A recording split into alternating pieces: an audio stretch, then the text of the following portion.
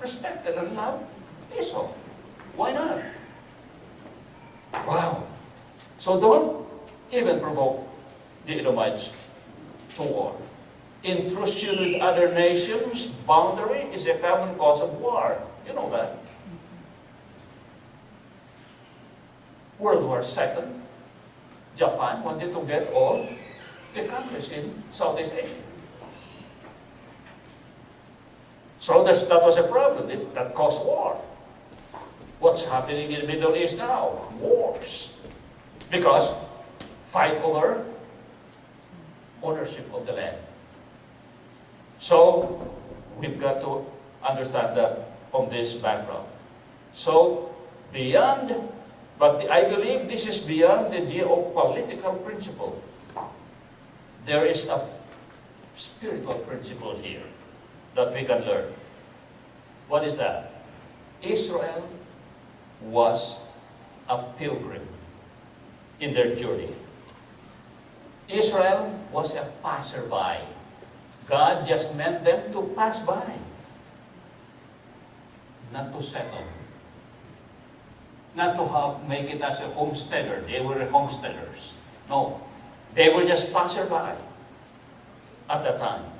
And they should not be entangled and bogged down or even sidetracked by Edom.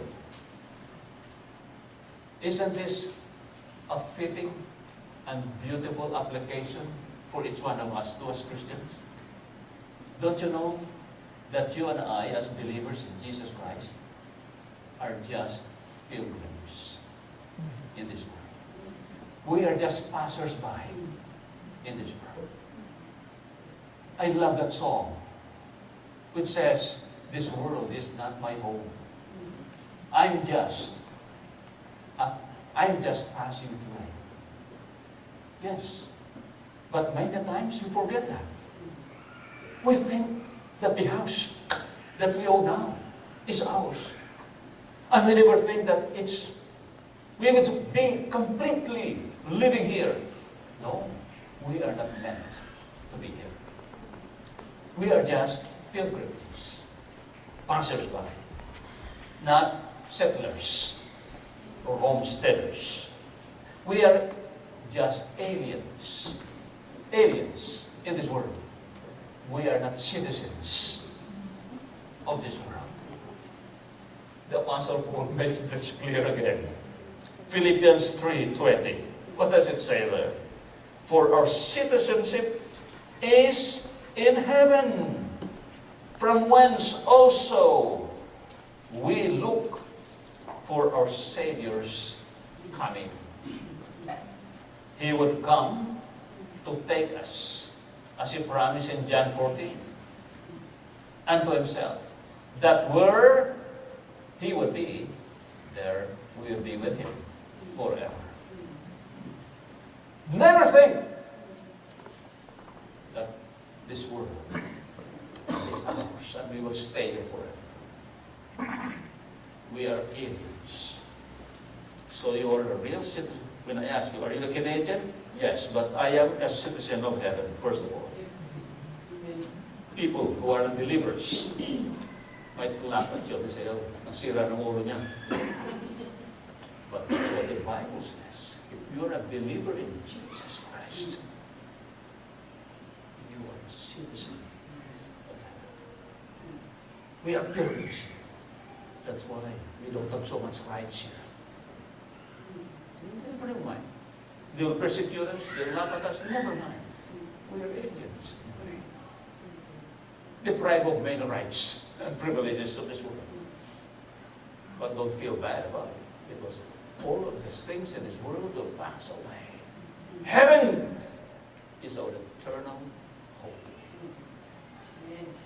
A city whose builder and architect, according to Abraham, is God. That's our place. Forever and forever. Very good reminder to the children of Israel. Very good reminder for you and for me.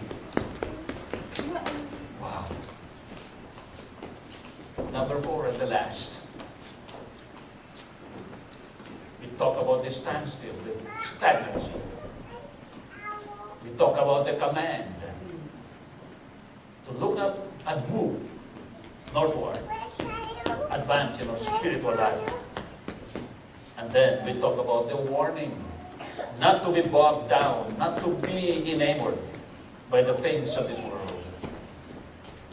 The third here is the reminder. The reminder. In verse 7, it says here, "For the Lord thy God hath blessed thee in all the works of thy hand. He knoweth thy walking through this great wilderness. This 40 years the Lord thy God hath been with thee. Thou hast lacked nothing."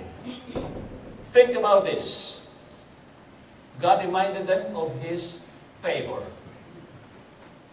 The Lord your God has blessed you. That's the first phrase here in verse 7. That talks about the favor God has showered upon the people of Israel. You know the word favor? Where does it come from, the word? Very interesting. And very practical for each one of us to understand and to apply in our lives.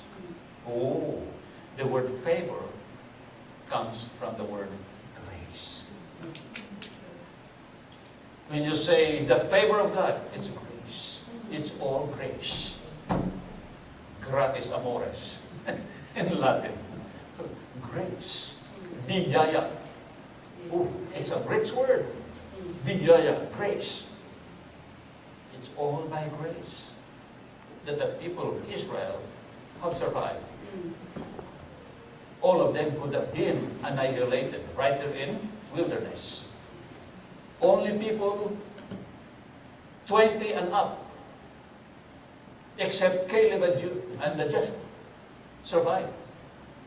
Because all of those who were murmurings and all of those who were disobedient, responsible for the merry-go-round game for 40 years. God saw to it that all of them died in the wilderness.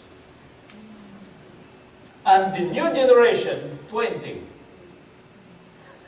the younger ones, were able to enter, except the two men who were obedient and faithful, Joshua and Caleb. Wow. It's all grace. All of them would have been annihilated right there. Number 2, it says here, I like this. "For the Lord thy God hath blessed thee with all the works of thy hand," favor. And then the next phrase, "He knoweth thy walking through this great wilderness." He knoweth. This reminds them not only of His favor, His grace. Number 2, God reminded them of His wisdom. Wisdom. God is not only a God of grace, but also a God of wisdom. The phrase here, "He knoweth thy walking through this great wilderness." The word knoweth here implies the wisdom of God. He has watched over you, your journey through the vast wilderness. Knoweth, watcheth. 2 words. These words, 2 words, talk about the mindfulness of God and the wisdom of God. Not one of them was overlooked. All of their needs and all of their problems, God knew. That's why Job 23:10, I love this verse. Job, you know Job.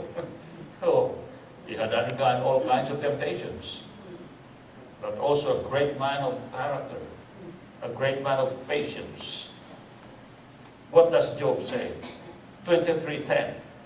I'll go. He knows. The word knows again. Talking about the wisdom of God. He knows the way that I take. Wow. Every time, your movement, your affairs, day by day. You might think private, nobody knows. God knows. Because He cares for you. Some people are quiet simply because they don't like others even their closest friends, to know the problems that they have. But God knows. God knows. You might be lacking in friends, I don't have so much friends, or maybe most of your friends could not be trusted. Because when you talk to them about your problems, it will be headline news in the Toronto Star the following day. You know what I mean? If you keep quiet there, God knows. So tell them all to Jesus. You'd rather tell them all to Jesus, all of your pains and all of your problems and fears. Because Jesus understands. He knows. And He cares. He does understand you. Wow. And number 3 here, I like this. It says here, for the Lord thy God hath blessed thee in all thy works, that's praise, favor. He knoweth thy walking through this great wilderness, that's His wisdom. These 40 years the Lord thy God hath been with thee. For 40 years the Lord your God has been with you. The presence of God. There was no moment that God was absent. He is ever present. And this applies to you and to me too, as a Christian, right? Sometimes you think, oh God, it hurts me. Are you there still? Are you still there? Yes, trust God, even though it hurts. He is there. He is not out there. He is right in your heart.